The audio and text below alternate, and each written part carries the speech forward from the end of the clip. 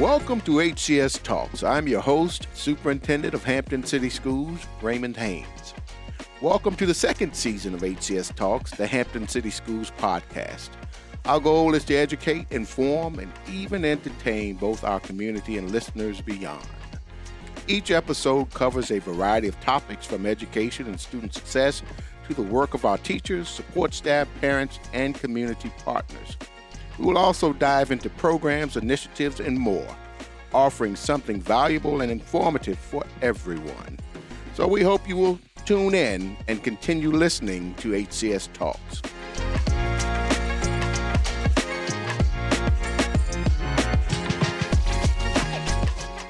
Today, I have the opportunity to sit down with Agent Patrick Hartig, an agent with the Drug Enforcement Administration, or often called the DEA. I'm looking forward to discussing a very important topic today, one that all of us should take the time to learn more about, the drug fentanyl. But before we begin, Agent Hartig, would you please tell the listening audience a little bit about yourself? Yes, sir. My name is Patrick Hartig, and I am the Assistant Special Agent in charge of the DEA, the Drug Enforcement Administration, in Norfolk. We also have an office in Hampton. I've been in law enforcement for nearly 30 years. I started my career as a Chesapeake police officer. I was there for 7 years, 3 in uniform patrol and 4 in vice and narcotics. I was then hired by the DEA. I spent the first 5 years of my career on the southwest border in Texas, and then I transferred to our Special Operations Division in Northern Virginia, where I primarily worked on international investigations. And for the last 9 years, I've been assigned to the Norfolk and the Hampton DEA offices. Wow. So are you from Chesapeake? I am from Norfolk. Norfolk, okay. Born and raised. Born and raised in Ocean View. All right. So for those unfamiliar, what exactly is fentanyl and how does it differ from other opioids, like heroin or oxycodone? If you're not familiar with fentanyl, fentanyl is a Schedule II synthetic opioid. What that means is it does have a medical purpose. Typically, fentanyl is prescribed for severe pain and even end-of-life care. The fentanyl that we're dealing with in our current crisis is not medical fentanyl. It is illicit fentanyl. That is fentanyl produced outside of the legitimate medical market. The difference is between fentanyl and oxycodone and heroin is that fentanyl is far more potent and far more addictive and far more dangerous as well as far more deadly. And those combinations are a contributing factor to our increase in fatal overdoses and fatal poisonings. So why is fentanyl considered so much more dangerous than other substances? I think mostly it's because of its addictive nature, and I think it's important to understand where fentanyl comes from. The precursor chemicals are all manufactured in China. There are 160,000 chemical-producing companies in China capable of manufacturing the precursor chemicals necessary to produce fentanyl. All those precursor chemicals are smuggled into Mexico, and then they're transported to clandestine laboratories controlled by 2 Mexican cartels, the Sinaloa cartel and the CJ&G cartel. And it's important to know that in these laboratories, there is no quality control. These are filthy, disgusting, unregulated laboratories. The objective is mass production and profit. So they take these chemicals and they put them in a 55-gallon drum. They mix them up, and they press them into kilo bricks, or they put the powder form into pill machines, and they are just manufacturing thousands of pills an hour. But there is no quality control. One pill can have a 0.5 milligram in it. One pill could have 15 milligrams in it. There's no way to know, and the Mexican cartels don't care. It's just mass production. Mass production for profit. The Mexican cartels and the drug dealers in Hampton, they don't care about you. They don't care about your family. They don't care about your children. They care about profit. And that profit comes with getting folks addicted. Absolutely. And once the fentanyl is successfully manufactured, it's smuggled into the United States through the southwest border, and it's transported directly here to Hampton Roads and including directly here to Hampton. So what are some of the most common misconceptions people have about fentanyl and its dangers? I think a misconception about fentanyl is that it's contained in everything. It's not just fentanyl, and that's important to know. It's not just the substance alone. It's contained, and we know this from our chemical testing and our investigations, Because when we seize a drug, whether it's marijuana or cocaine or methamphetamine, we send that drug to our laboratory for testing, and we get a results back, a chemical results, a laboratory analysis. And when we analyze that analysis, we know that fentanyl is contained in marijuana, it's contained in cocaine, it's contained in methamphetamine, as well as ecstasy and heroin. It's in everything. It's not just fentanyl itself. And it's also being used to counterfeit pills. And that's critically important for the community to know that there are. So you say counterfeit pills that folks are getting, I guess, online and not something that's specifically prescribed by a doctor and obtained at a pharmacy. Correct? Absolutely. Right. These are illicit pills being sold by the cartels and drug distribution networks throughout Hampton Roads or online, as you mentioned. That's an important part. I mean, social media plays a critical role in this as well. We know that these Mexican cartels are monitoring chat rooms online. They are looking for specific codes and phrases in these chats. So if they see someone make a comment to the effect of they're anxious or they're depressed or that maybe they got hurt, they'll send a direct message to that person and offer them drugs to help them. But in fact, they're going to send them a counterfeit pill that contains a quantity of fentanyl in it. And then when you mentioned the pills, they produce from mass production. Each pill may contain certain levels of fentanyl. There's no way you can tell from one pill to the next. Correct. There's absolutely no way to know. And only 2 milligrams, that is what we have defined as enough fentanyl to kill you. 2 milligrams is a tiny, minute amount. And to put that into perspective, if you had one sugar packet, if that sugar packet was fentanyl, it could kill 500 people. Wow. It's a tiny amount. It's the tip of your pencil. You won't be able to know. So we recognize the seriousness of it and how it actually can kill you, but there are also cases where folks are able to survive from it. So you want to talk a little bit about folks who have overdosed on it and some of your experiences behind that? Absolutely. So if you're fortunate enough to survive an overdose, it may be because you were administered Narcan, which is very important to community. The availability of Narcan, it's definitely saved lives, people suffering from substance abuse disorder. So that's been a part of trying to control or even decrease the rates of death related to fentanyl and other overdoses and poisonings. And I think it's important to describe the difference between an overdose and a poisoning. We describe an overdose as someone who knowingly ingests fentanyl, and that ingestion results in a fatality. But a poisoning is someone who's being tricked. Someone is being deceived into taking a substance, primarily a pill, they think is maybe legitimate, but it's not. It's actually a fentanyl pill that has enough fentanyl in it to kill them. So those are the difference between an overdose and a poisoning, but sometimes they're used interchangeably. A great point. So how is fentanyl typically distributed and sold, and why has it become so prevalent? I've even heard now that it's being disguised as prescription medication, such as with Adderall. Absolutely. So typically it's in powder form, and it's distributed in kilogram quantities, which then is further down, broken down into smaller quantities for retail distribution. But it's also being used to manufacture these counterfeit pills that you discussed. And it's important to know that it's not just painkillers that we're talking about here in terms of the counterfeit pills. These Mexican cartels are very skilled at counterfeiting these pills. I can assure you, you will not know the difference. As a DEA agent with over 20 years of experience, I can't tell the difference. Our DEA chemists have admitted that they can't tell the difference. There's no way to know. They're very good at it. The only way to know for sure is to only take a pill that was prescribed to you by your doctor and dispensed to you by a legitimate pharmacy. Otherwise, it likely is a fentanyl pill that contains a lethal amount of fentanyl.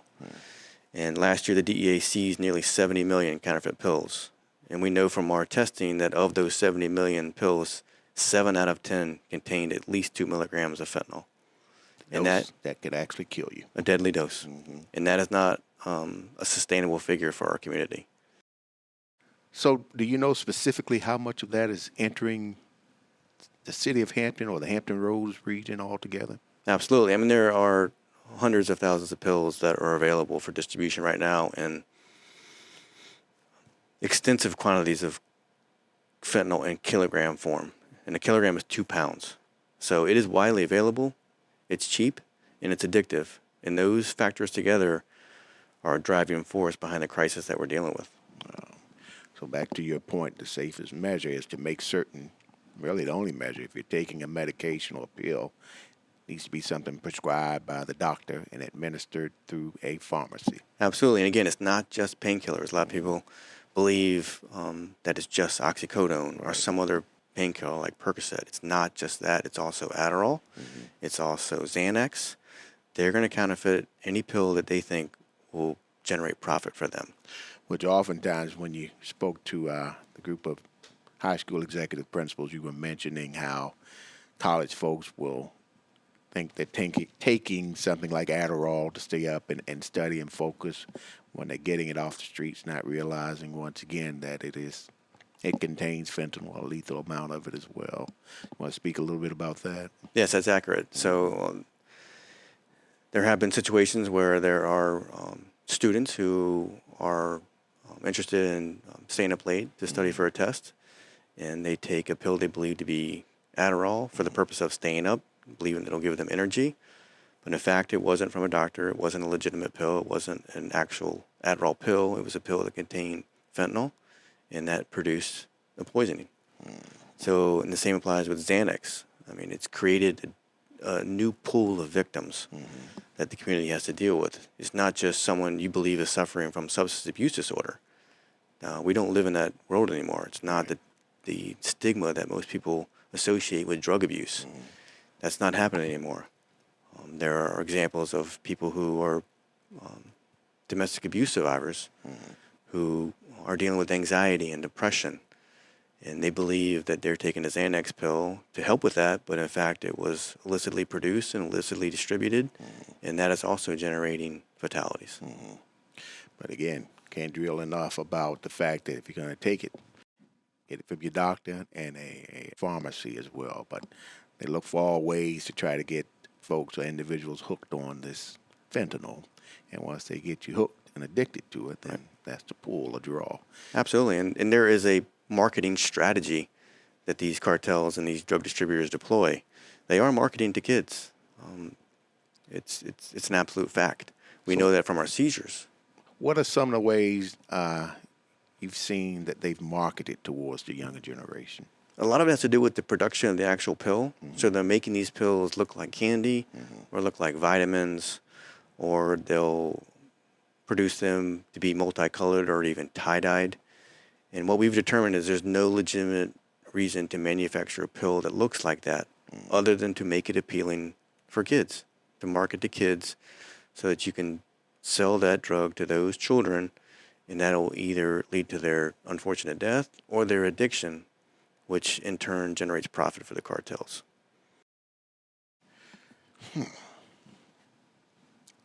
How is it being now detected in vapes?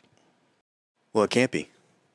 You can't detect it in vape unless you seize the vape and send it to a laboratory where a chemist can test it. You won't know, and that is scary. You're not going to know if fentanyl has been laced into a vape. You will not know. You won't know if it's on your marijuana. You won't know if it's in your cocaine. You won't know if it's in your methamphetamine. You won't be able to detect it. Nobody will be able to detect it.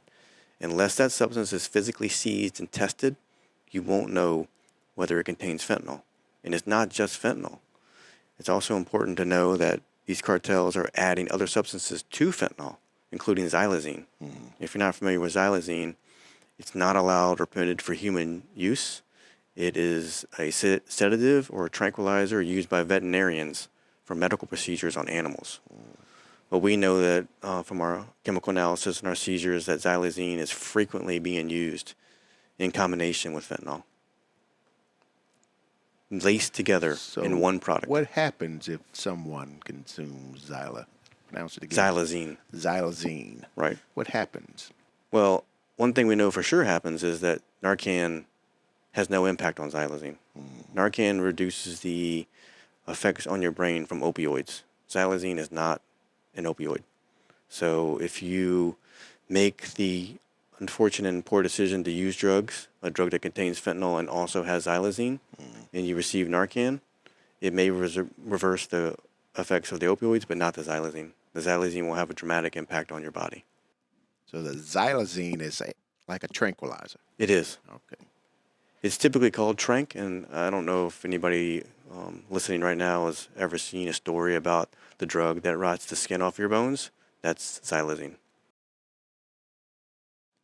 So with the vapes, Agent Hartig, I know you said you can't detect it. So should one assume that it is in all vapes?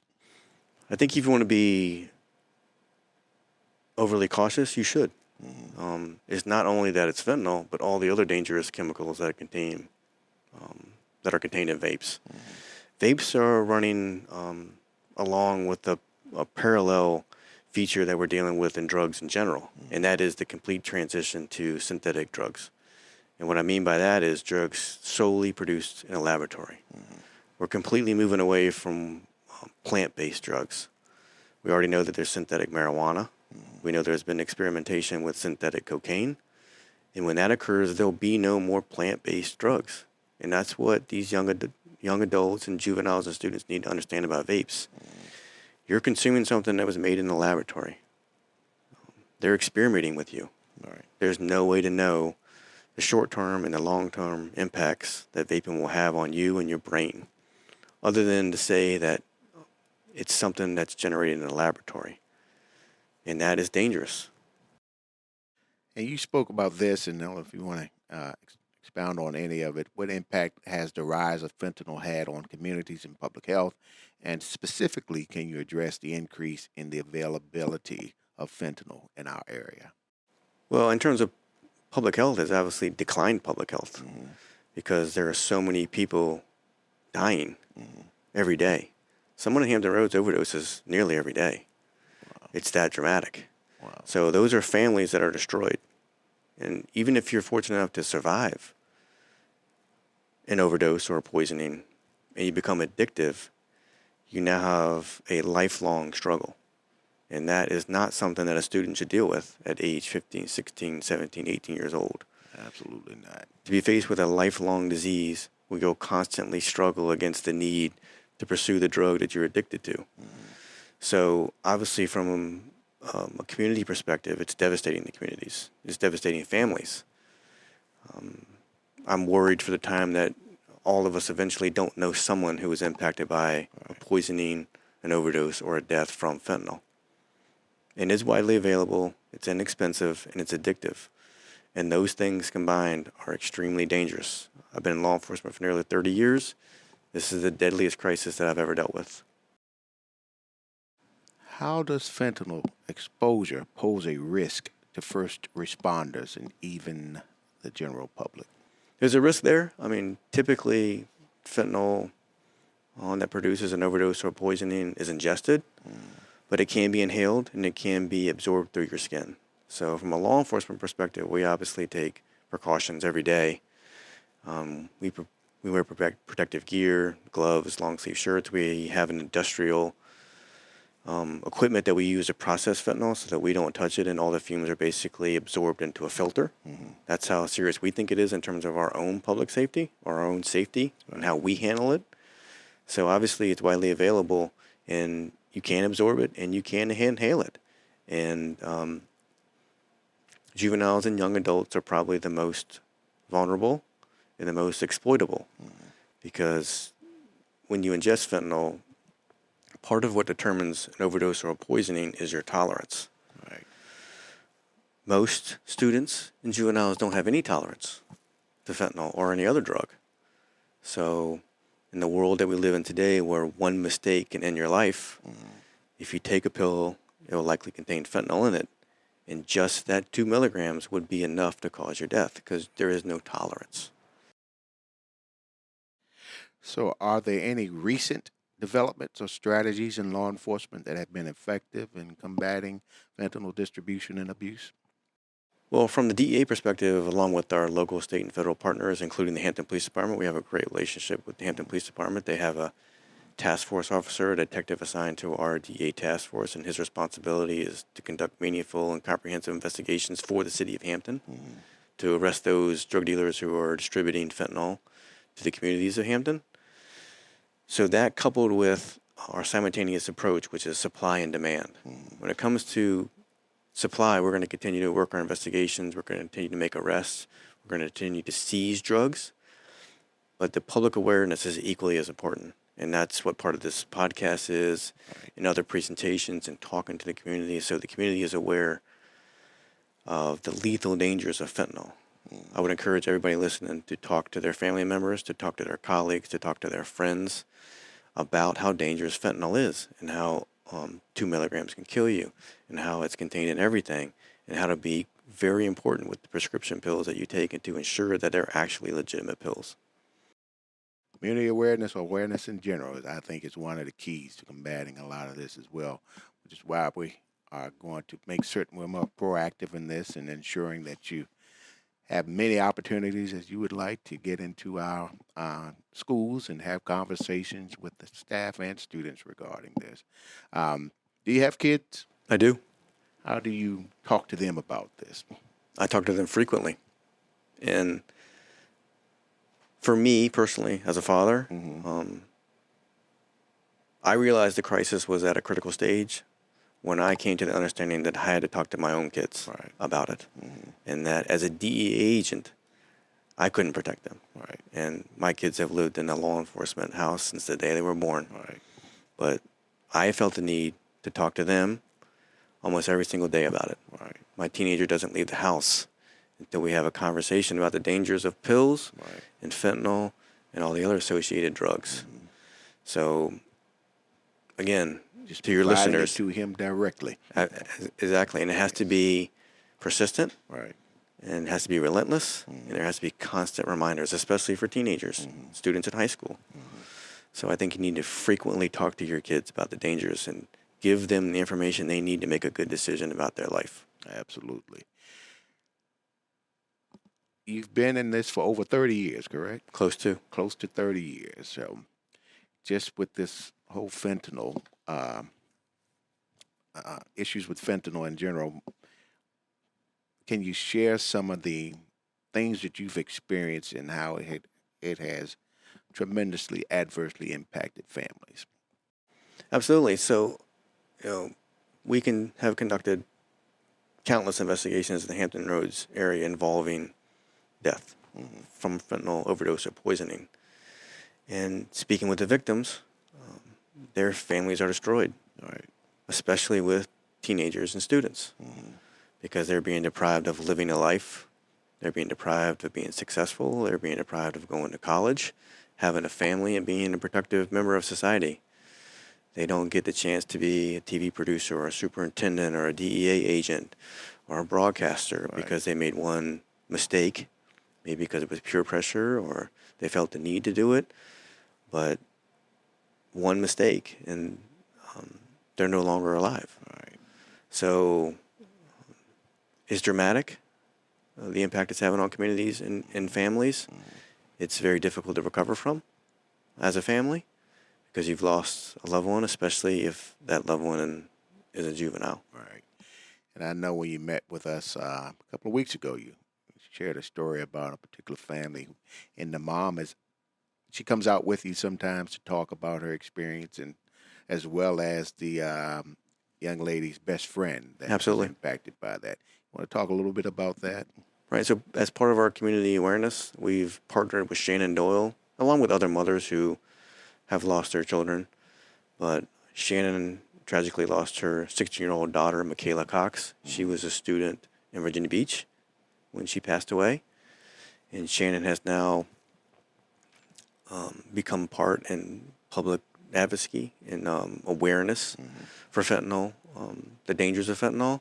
So she comes with us to schools primarily, and she speaks about her experience and the experience of losing her daughter to a fentanyl poisoning. And then Michaela Cox's friend, she also comes with us. She has at least once. And she talks about her experience as it relates to survivor's guilt. She was aware that Michaela was using drugs, and the families are very close, and she didn't tell Shannon what was happening with Michaela. So she talks about that, and I thought it was very impactful for high school students to hear that.